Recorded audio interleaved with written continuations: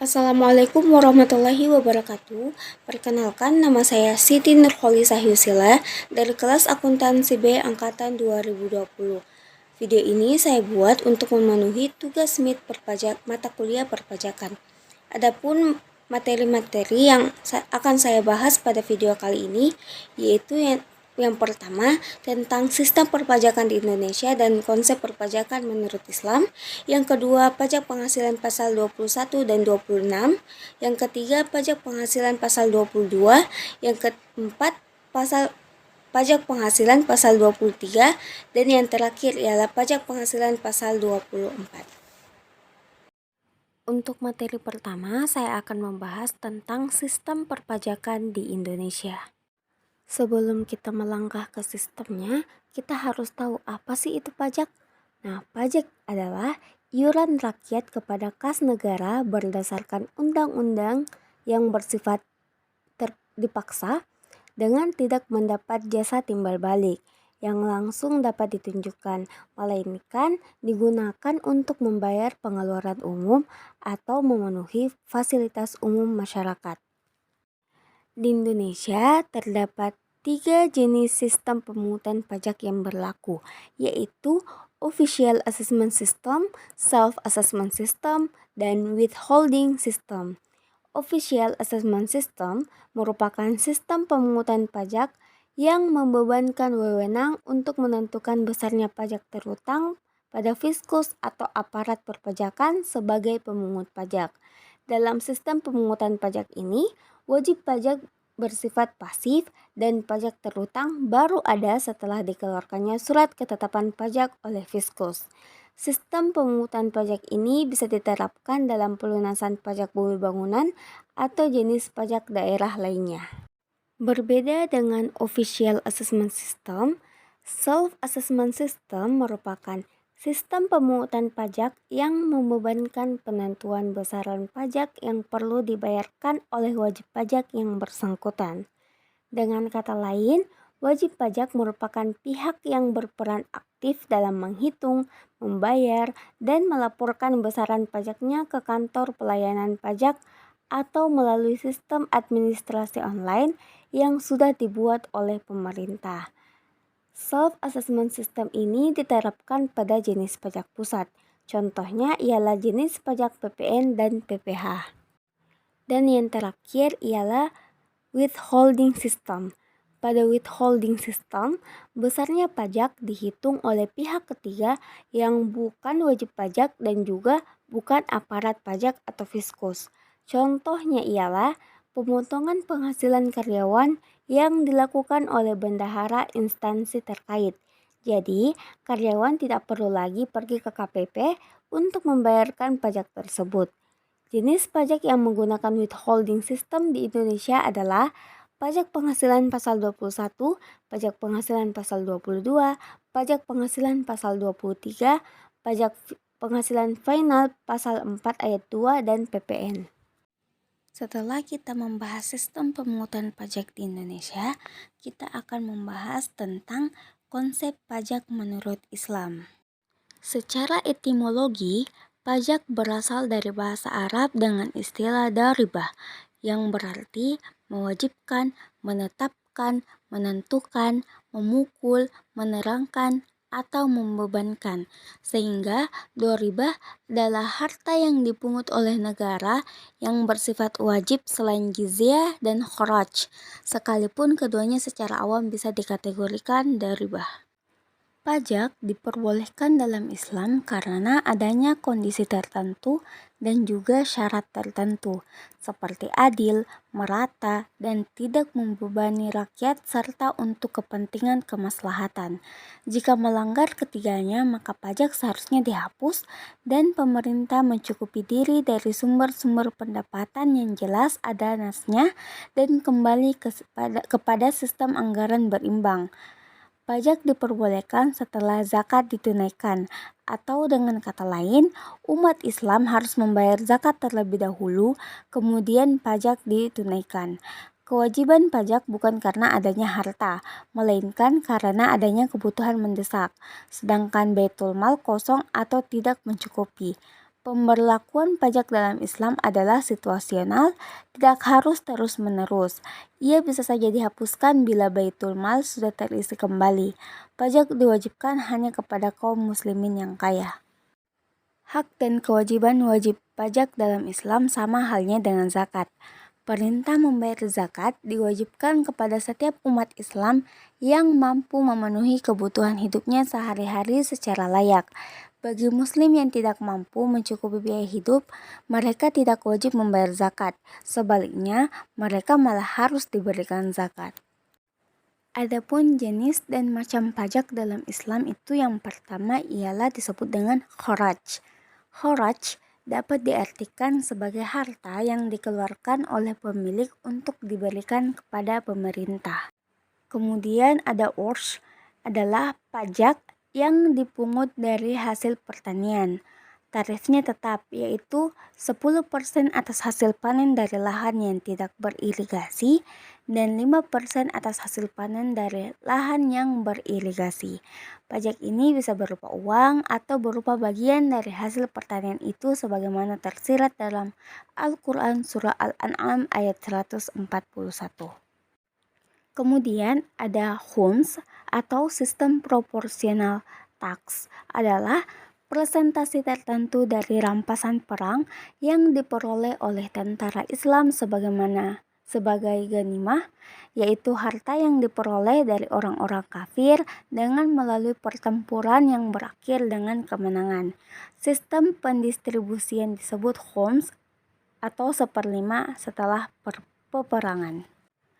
Kemudian ada jizyah yang berupa pajak yang dibayar oleh kalangan non-muslim sebagai kompensasi atas fasilitas sosial ekonomi, layanan kesejahteraan, serta jaminan keamanan yang mereka terima dari negara Islam. Kemudian ada usyur. Dalam hal ini usyur adalah pajak yang dikenakan atas barang-barang dagangan yang masuk kas negara Islam atau datang dari negara Islam itu sendiri. Pajak ini berbentuk biaya impor yang dikenakan pada semua perdagangan, dibayar sekali dalam setahun dan hanya berlaku bagi barang yang nilainya lebih dari 200 dirham. Kemudian ada narawib atau daraib yang merupakan pajak umum yang dibebankan atas warga negara untuk menanggung beban kesejahteraan sosial atau kebutuhan dana untuk situasi darurat. Baik, saya akan menjelaskan tentang PPh atau pajak penghasilan pasal 21.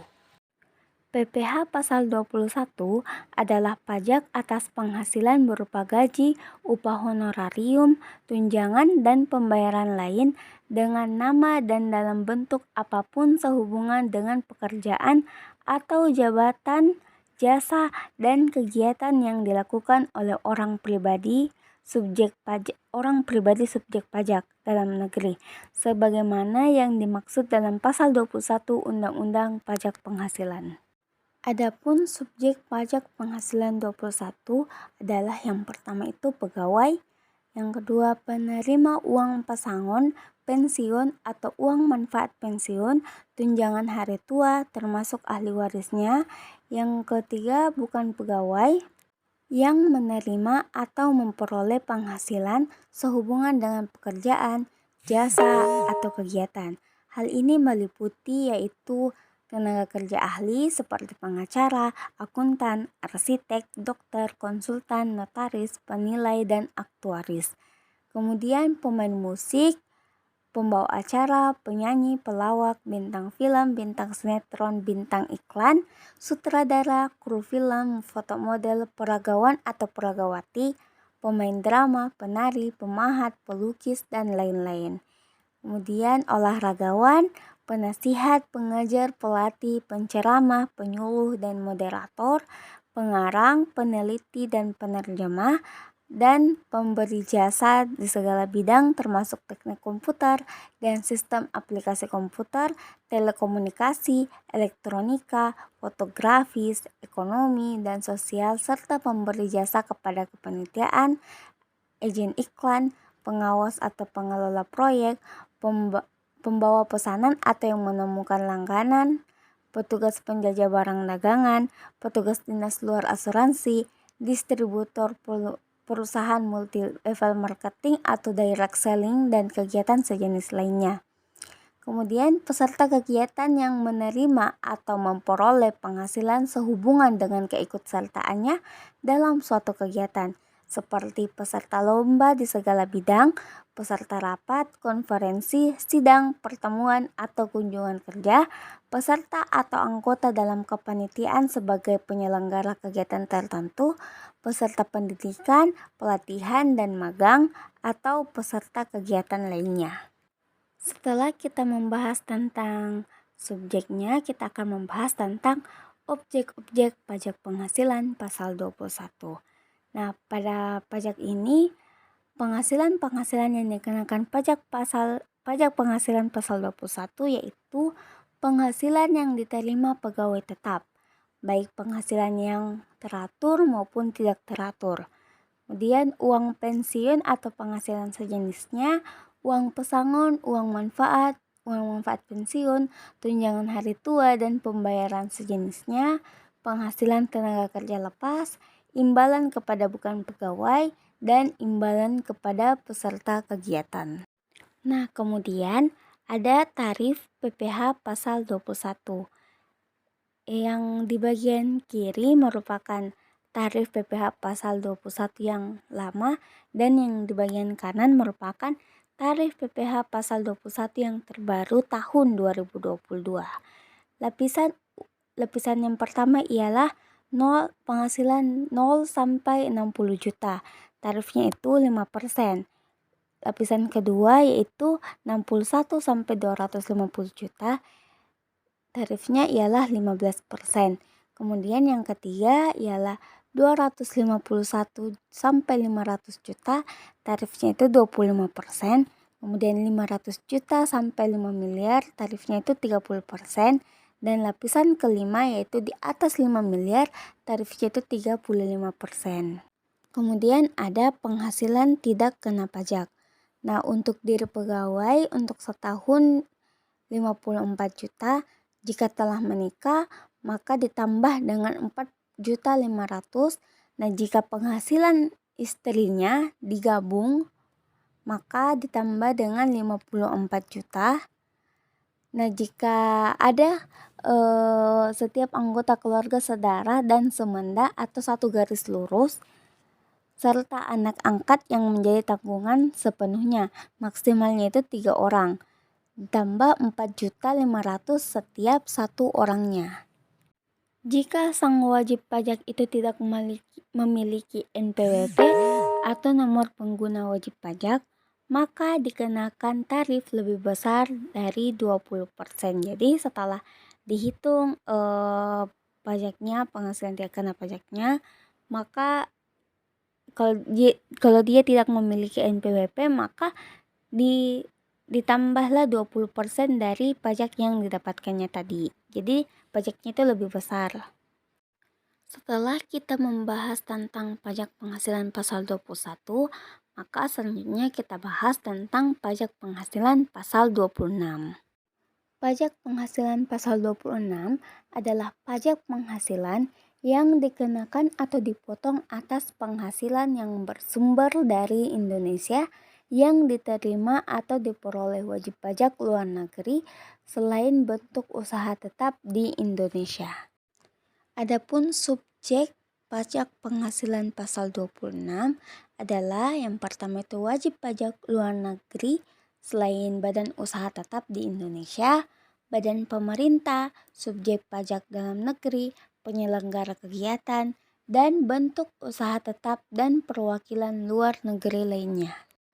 Adapun objek pajak penghasilan pasal 26 adalah yang pertama itu dividen, bunga termasuk premium, diskonto, dan imbalan sehubungan dengan jaminan pengembalian utang. Kemudian royalti, sewa, dan penghasilan lain sehubungan dengan penggunaan harta. Kemudian imbalan sehubungan dengan jasa, pekerjaan, dan kegiatan. Kemudian hadiah dan penghargaan, pensiun dan pembayaran berkala lainnya. Kemudian premi swab dan transaksi langsung lainnya. Kemudian untuk tarifnya itu, tarif umumnya adalah 20%. Namun jika mengikuti tax treaty atau perjanjian penghindaran pajak berganda, maka tarif dapat berubah. Nah, kita akan membahas tentang pajak penghasilan pasal 22. Berdasarkan Undang-Undang Pajak Penghasilan Nomor 36 Tahun 2008, pajak penghasilan pasal 22 merupakan bentuk pemotongan atau pemungutan pajak yang dilakukan oleh satu pihak terhadap wajib pajak berkaitan dengan kegiatan perdagangan barang. Adapun subjek dari pajak penghasilan pasal 22 yaitu Bank Devisa dan DJBC atau Direktorat Jenderal Bea dan Cukai. Yang terdiri atas impor barang dan ekspor komoditas tambang batu bara, mineral logam, dan mineral bukan logam yang dilakukan oleh eksportir kecuali yang dilakukan oleh wajib pajak yang terikat dalam perjanjian kerjasama perusahaan pertambangan dan kontrak karya.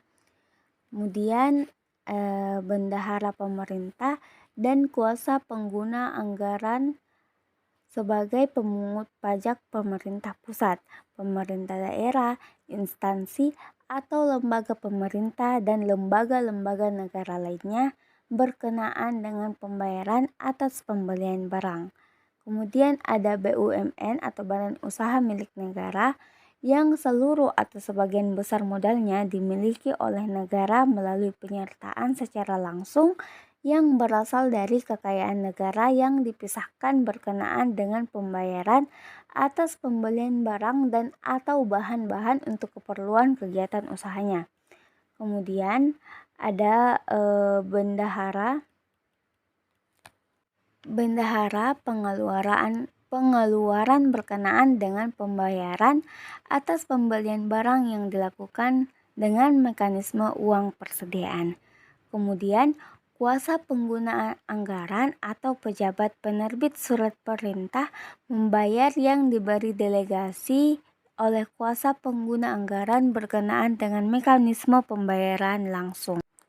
Kemudian ada badan usaha yang bergerak dalam bidang usaha industri semen, industri kertas, industri baja, industri otomotif, dan industri farmasi atas penjualan hasil produksinya kepada distributor di dalam negeri. Kemudian ada agen tunggal pemegang merek, agen pemegang merek, dan importer umum kendaraan bermotor atas penjualan kendaraan bermotor di dalam negeri. Kemudian ada produsen atau importer bahan bakar minyak, bahan bakar gas, dan pelumas atas penjualan bahan bakar minyak, bahan bakar gas, dan pelumas. Kemudian badan usaha industri atau eksportir yang melakukan pembelian bahan-bahan berupa hasil kehutanan, perkebunan, pertanian, peternakan, dan perikanan yang belum melalui proses industri manufaktur untuk keperluan industrinya atau ekspornya. Kemudian badan usaha yang melakukan pembelian komoditas tambang batu bara, mineral logam, dan mineral bukan logam dari badan atau orang pribadi pemegang izin usaha pertambangan. Kemudian yang terakhir ialah badan usaha yang melakukan penjualan emas batangan di dalam negeri. Kemudian untuk objek PPh pasal 22 yaitu impor barang dan ekspor. Impor dan ekspor barang yang dijalankan eksportir dikenakan PPh pasal 22 yaitu barang komoditas, tambang batu bara, mineral logam, mineral bukan logam. Kemudian pembayaran atas pembelian barang. Pembayaran atas pembelian barang dikenakan pajak penghasilan pasal 22 dipungut oleh bendahara pemerintah dan kuasa pengguna anggaran dengan menggunakan mekanisme ulang persediaan pada pemerintah pusat, pemerintah daerah, instansi atau lembaga pemerintah, dan lembaga-lembaga negara lain. Kemudian pembayaran atas pembelian barang kepada pihak ketiga yang dilakukan dengan cara pembayaran langsung ke KPA. Kemudian pejabat penerbit surat perintah membayar yang diberi delegasi dari KPA. Kemudian pembayaran atas pembelian barang untuk BUMN. Pembayaran atas pembelian barang untuk BUMN dikenakan PPh pasal 22 untuk keperluan usaha. Kemudian penjualan hasil produksi pada distributor. Penjualan hasil produksi pada distributor dikenai PPh pasal 22 dan adalah distributor dalam negeri oleh badan usaha bidang industri semen, industri kertas, industri baja, industri hulu, industri otomotif, industri farmasi. Kemudian penjualan kendaraan bermotor. Penjualan kendaraan bermotor di dalam negeri dikenakan PPh pasal 22 oleh penjual, agen tunggal pemegang merek, agen pemegang merek, dan importir kendaraan bermotor. Kemudian penjualan migas, yang diantaranya penjualan bahan bakar minyak, bahan bakar gas, dan pelumas. Kemudian pembelian bahan-bahan dari pedagang pengepul. Pembelian bahan-bahan dari pedagang pengepul untuk industri atau ekspornya dikenakan PPh pasal 22 dalam sektor kehutanan, perkebunan, pertanian, peternakan, dan perikanan. Kemudian penjualan barang yang tergolong sangat mewah. Penjualan barang yang tergolong sangat mewah dikenakan PPh pasal 22 ini dilaksanakan oleh wajib pajak badan. Berdasarkan pasal 1 ayat 2 dalam PMK 92 2019, barang yang tergolong sangat mewah dan dikenakan PPh pasal 22 yaitu pesawat terbang dan helikopter pribadi, kapal pesiar, yacht atau sejenisnya, rumah beserta tanah dengan harga jual atau pengalihan lebih dari 30 miliar atau luas bangunan lebih dari 400 meter kubik, kemudian apartemen, kondominium, dan sejenisnya dengan harga jual atau pengalihan lebih dari 30 miliar atau luas lebih dari 150 meter kubik. Kemudian kendaraan bermotor roda 4 berupa sedan, jeep, sport, utility vehicle, multipurpose vehicle, minibus, dan sejenisnya dengan harga jual lebih dari 2 miliar. Kemudian kendaraan bermotor roda 2 dan 3 dengan harga jual lebih dari 300 juta. Nah, untuk tarif pajak penghasilan pasal 22 adalah yang pertama itu atas impor. Yang memakai angka pengenal importir, maka tarifnya ialah 2,5% dikali nilai impor. Kemudian untuk non API, maka nilai impornya dikalikan 7,5%. Kemudian yang tidak dikuasai, maka harga jual lelang dikalikan 7,5%. Kemudian atas pembelian barang yang dilakukan oleh DJPB, bendahara pemerintah, BUMN atau BUMD, yang dimana harga pembeliannya yang tidak termasuk PPN dan tidak final itu dikalikan dengan 1,5%. Kemudian penjualan produk yang ditentukan atas dasar keputusan Direktur Jenderal Pajak yaitu semen. Jika semen, maka DPP PPN-nya yang tidak final dikalikan 0,25%. Kemudian untuk kertas, maka DPP PPN-nya yang tidak final dikalikan 0,1%. Kemudian otomotif, DPP PPN-nya tidak final yang dikalikan dengan 0,45%. Kemudian untuk baja, maka DPP PPN-nya tidak final dikalikan dengan 0,3%. Kemudian atas penjualan hasil produksi atau pemberian produk oleh produsen atau importir bahan bakar minyak, pelumas, serta gas. Pemungutan PPh pasal 22 kepada agen atau penyalur sifatnya final. Di luar agen atau penyalur sifatnya tidak final. Kemudian atas pembelian bahan-bahan untuk keperluan industri atau ekspor dari pedagang, maka ditentukan 0,25% dari harga beli yang tak termasuk PPN. Kemudian impor kedelai, tepung terigu, serta gandum oleh importir yang memakai API, itu nilai impornya dikalikan 0,5%. Kemudian penjualan 5% harga jual tidak termasuk PPN dan PPNBM. Seperti pesawat udara seharga lebih dari 20 miliar, kemudian kapal pesiar serta sejenisnya seharga lebih dari 10 miliar, kemudian rumah dan tanahnya seharga atau pengalihan harganya lebih dari 10 miliar dengan luas bangunan lebih dari 500 meter persegi. Kemudian apartemen, kondominium, serta sejenisnya seharga atau pengalihan harganya lebih dari 10 miliar dan atau luas bangunan lebih dari 400 meter persegi. Kemudian kendaraan roda 4 dengan pengangkutan kurang dari 10 orang berupa seharga lebih dari 5 miliar. Selain itu juga kapasitas silinder lebih dari 3000 cc. Nah, untuk yang terakhir ialah bagi yang tidak mempunyai NPWP akan dilakukan pemotongan 100% lebih tinggi dari tarif PPh pasal 22 yang tercantum. Baik, selanjutnya saya akan membahas tentang pajak penghasilan pasal 23. Pajak penghasilan pasal 23 adalah pajak yang dilakukan pemotongan atas penghasilan atau pendapatan yang diambil dari modal, penyerahan jasa, hadiah, dan penghargaan.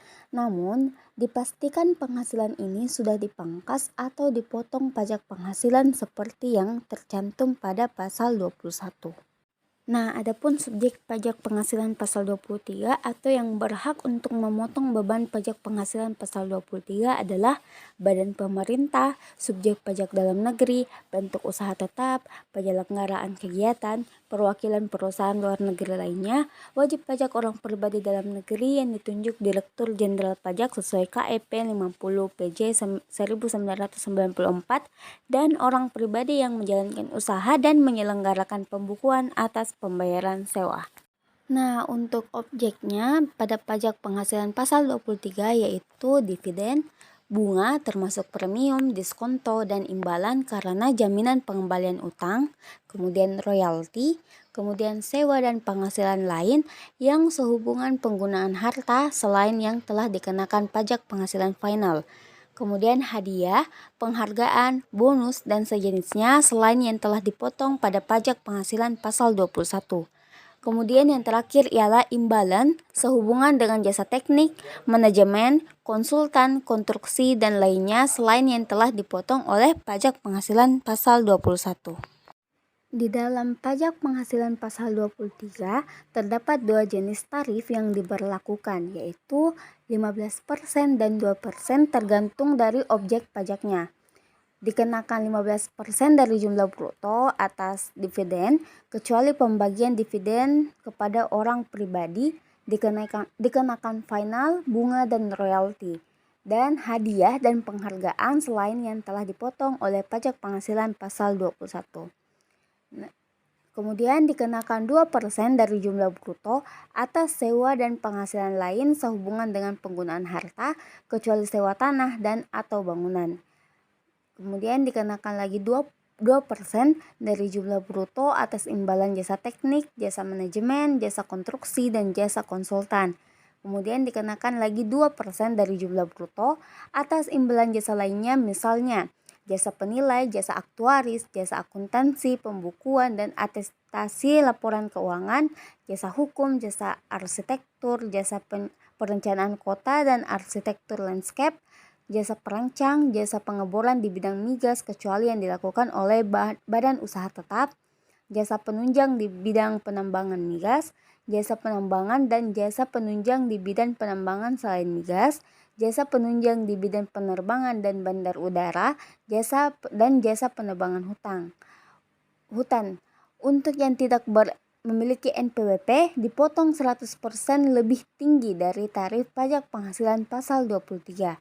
Yang dimaksud dengan jumlah bruto di sini adalah keseluruhan jumlah penghasilan yang dibayarkan, disediakan untuk dibayarkan, atau telah jatuh tempo pembayarannya oleh badan pemerintah, subjek pajak dalam negeri, penyelenggara kegiatan, bentuk usaha tetap, atau perwakilan perusahaan luar negeri lainnya kepada wajib pajak dalam negeri atau bentuk usaha tetap yang tidak termasuk atas pembayaran gaji, upah, honorarium, tunjangan, dan pembayaran lain sebagai imbalan sehubungan dengan pekerjaan yang dibayarkan oleh wajib pajak penyedia tenaga kerja kepada tenaga kerja yang melakukan pekerjaan berdasarkan kontrak dengan penggunaan jasa. Kemudian termasuk juga atas pembayaran atas pengadaan pembelian barang atau material yang dibuktikan dengan faktur pembelian. Kemudian pembayaran kepada pihak kedua untuk selanjutnya dibayarkan kepada pihak ketiga. Kemudian pembayaran penggantian biaya, yaitu penggantian pembayaran sebesar jumlah yang nyata-nyata telah dibayarkan pihak kedua kepada pihak ketiga. Nah, untuk yang terakhir kita membahas tentang pajak penghasilan pasal 24. Pajak penghasilan pasal 24 adalah peraturan yang mengatur hak wajib pajak untuk memanfaatkan kredit pajak mereka di luar negeri untuk mengurangi nilai pajak yang terhutang yang dimiliki di Indonesia. Kemudian untuk menggabungkan penghasilan terdapat ketentuan-ketentuan, yaitu penghasilan yang berasal dari usaha. Penggabungan penghasilan ini dilakukan dalam tahun diperolehnya penghasilan tersebut. Kemudian yang kedua yaitu penghasilan lainnya seperti sewa, bunga, royalti, dan lain-lain. Penggabungan penghasilan ini dilakukan dalam tahun pajak diterimanya penghasilan tersebut. Kemudian yang ketiga yaitu penghasilan berupa dividen yang diperoleh wajib pajak dalam negeri dari penyertaan modal sekurang-kurangnya 50% dari jumlah saham disetor atau secara bersama-sama dengan wajib pajak dalam negeri lainnya sekurang-kurangnya 50% dari jumlah saham disetor pada badan usaha di luar negeri yang sahamnya tidak diperdagangkan di bursa efek. Penggabungan penghasilan ini dilakukan dalam tahun pajak saat dividen tersebut diperoleh. Kemudian besar kredit pajak yang diperbolehkan yaitu yang pertama, pajak yang langsung dikenakan atas penghasilan yang diterima atau diperoleh wajib pajak dari luar negeri tersebut. Nah, pajak penghasilan yang dapat dikreditkan terhadap seluruh pajak penghasilan yang terhutang adalah pajak yang langsung dikenakan atas penghasilan yang diterima atau diperoleh di luar negeri. Kemudian yang kedua yaitu setinggi-tingginya sama dengan jumlah pajak yang dibayar atau terhutang di luar negeri atau setinggi-tingginya sama dengan pajak yang terhutang atas PKP. Misalnya total PKP itu sama dengan penghasilan dari dalam negeri dan dari luar negeri. Nah, total PPh terhutang itu sama dengan total pasal 17 dikalikan dengan total PKP. Kemudian penghasilan yang terutang atau dibayar di luar negeri yaitu tarif pajak luar negeri itu dikalikan dengan penghasilan di luar negeri. Kemudian besarnya PKP sebagai dasar perhitungan total PPh terhutang tidak memasukkan penghasilan-penghasilan yang PPh-nya bersifat final. Nah, selanjutnya kita akan membahas tentang bagaimana perhitungan pajak penghasilan 24 jika terjadi kerugian usaha di dalam negeri. Nah, sejumlah kerugian yang pertama itu sejumlah kerugian yang diderita tersebut digabungkan atau dikompensasikan dengan penghasilan yang diterima atau diperoleh di Indonesia. Misalnya, sebuah perusahaan mendapatkan penghasilan atau laba sebesar 600 juta di luar negeri dengan tarif pajak itu 30%. Tapi di dalam negeri perusahaan tersebut menderita kerugian sebesar 200 juta. Nah, cara perhitungannya yaitu kita menghitung total PKP-nya terlebih dahulu. Dengan cara penghasilan yang di luar negeri kita kurangkan dengan kerugian yang didapatkan di dalam negeri. Jadi 600 dikurang 200 itu hasilnya 400 juta. Kemudian yang kedua itu menghitung total PPh terutang. Jadi kita hitung total PPh-nya dengan mengalihkan 22% dikali dengan total PKP-nya tadi. Jadi hasilnya itu 88 juta. Kemudian kita menghitung PPh maksimum dikreditkan sesuai perbandingan penghasilan. Jadi kita bandingkan penghasilannya, misalnya 600 juta tadi kita bandingkan dengan 400 juta, kemudian kita kalikan dengan total PPh terutangnya. Jadi 600 juta dibagi 400 juta, kemudian kita kali 88 juta, hasilnya itu 132 juta. Kemudian yang terakhir itu menghitung PPh yang dipotong atau dibayar di luar negeri. Jadi kita kalikan tarif pajaknya yang berlaku tadi yaitu 30%, kemudian dikalikan dengan laba usaha yang diperoleh di luar negeri yaitu 180 juta. Jadi kredit pajak luar negeri yang diperbolehkan ialah 132 juta.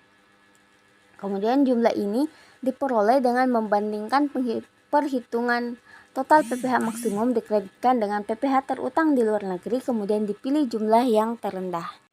Nah, yang kedua itu berbeda dengan yang pertamanya. Yang kedua yaitu sejumlah kerugian tersebut tidak boleh digabungkan atau dikompensasikan dengan penghasilan yang diterima atau diperoleh di Indonesia.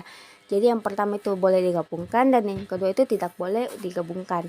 Misalnya sebuah perusahaan di Indonesia mempunyai cabang perusahaan lain di luar negeri, misalnya negara A dan negara B, dan negara A tersebut itu dia memperoleh penghasilan berupa sewa sebesar 200 juta. Nah di negara B dia memperoleh kerugian usaha sebesar 100 juta. Nah, di negara A itu tarif pajaknya ialah 40% dan di negara B tarif pajaknya itu 25%. Kemudian di dalam negeri ia memperoleh laba usaha sebesar 200 juta.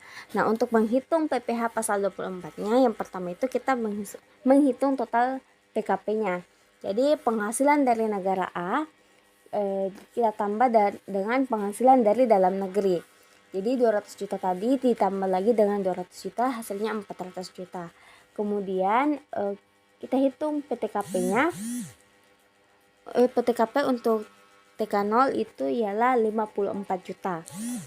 Jadi untuk PKP-nya ialah 346 juta. Jadi jumlah PN atau PKP karena terdapat kompensasi kerugian atau pengurangan yang lain. Kemudian kita menghitung total PPh terutangnya di 5% untuk 50 juta, kemudian 15% untuk 200 juta dan 25% untuk 96 juta. Jadi 2.500.000. Jadi kita tambahkan semuanya mendapatkan hasil 56.500.000. Kemudian kita menghitung pajak penghasilan maksimum dikreditkan sesuai perbandingan penghasilan. Jadi kita sama dengan yang tadi, kita bandingkan penghasilannya. Jadi lalu kita kalikan dengan total PPh terutangnya. Jadi didapatkan 32.658.960. Kemudian kita hitung PPh yang dipotong atau dibayar di luar negeri. Itu 200 juta dikali dengan 40%. Jadi kita dapat 80 juta. Di kredit pajak luar negeri yang diperbolehkan adalah 32.658.960. Jumlah ini diperoleh dengan membandingkan penghitungan total PPh terutang, PPh maksimum dikreditkan sesuai perbandingan penghasilan, dan PPh terutang di luar negeri, kemudian dipilih nilai terendah di antara ketiganya. Jadi kita memilih yang mana nilai yang paling rendahnya. Untuk besarnya batas maksimum kredit pajak luar negeri itu itu dihitung untuk masing-masing peraturan di negaranya, masing-masing negara tersebut. Nah, di sini terdapat contoh perhitungan PPh pasal 24. Jadi kasusnya itu ialah PT Lintas Benua di Makassar memperoleh penghasilan neto dalam tahun 2020 sebagai berikut, yaitu penghasilan dalam negerinya ialah 700 juta, kemudian dia membuka perusahaan di Turki dan penghasilannya dari Turki itu 300 juta dengan tarif pajak 20%. Nah, pertanyaannya yaitu hitunglah PPh pasal 24 atau kredit pajak luar negeri atas kredit pajak luar negeri dari PT Lintas Benua tahun 2020. Nah, yang pertama itu kita menghitung total penghasilan kena pajaknya. Jadi penghasilan dalam negeri kita tambahkan dengan penghasilan di Turki. Jadi 700 juta ditambahkan dengan 300 juta, hasilnya ialah 1 miliar. Kemudian setelah itu kita menghitung total PPh terutangnya. Nah, caranya itu kita menghitung pajak terutang 25% dikali dengan 1 miliar. Jadi hasilnya itu 250 juta. Setelah itu kita menghitung PPh maksimum yang dapat dikreditkan. Jadi penghasilan dari luar negerinya itu kita bagi dengan total penghasilan, lalu dikali total PPh terutang. Jadi kan penghasilannya dari Turki itu 300 juta, kemudian kita bagi 1 miliar, kemudian hasil dari tersebut kita kalikan dengan total PPh terutangnya tadi, yaitu 250 juta. Nah, setelah itu kita menghitung PPh yang terutang atau dipotong di luar negeri. Kan tadi tarif pajaknya ialah 20%. Jadi kita potong penghasilannya yang dari Turki tadi, kita potong jadi 20% dikali 300 juta, 20% dari 300 juta yaitu 60 juta. Dan dari perhitungan di atas, kredit pajak luar negeri yang diperbolehkan adalah sebesar 60 juta atau sebesar PPh yang terutang atau dibayar di luar negeri. Jumlah ini diperoleh dengan membandingkan perhitungan PPh maksimum yang boleh dikreditkan dengan PPh yang terutang atau dibayar di luar negeri. Kemudian pilih jumlah yang terendah. Nah, jadi intinya itu kita pilih jumlah yang mana jumlah terendah untuk digunakan untuk di PPh pasal 24. Baik, itulah tadi penjelasan saya mengenai sistem perpajakan di Indonesia, konsep perpajakan menurut Islam, pajak penghasilan pasal 21, pajak penghasilan pasal 26, pajak penghasilan pasal 22, pajak penghasilan pasal 23, dan pajak penghasilan pasal 24. Terima kasih telah mendengarkan, dan juga saya meminta maaf apabila ada kekurangan atas penjelasan saya tadi. Sekian, wassalamualaikum warahmatullahi wabarakatuh.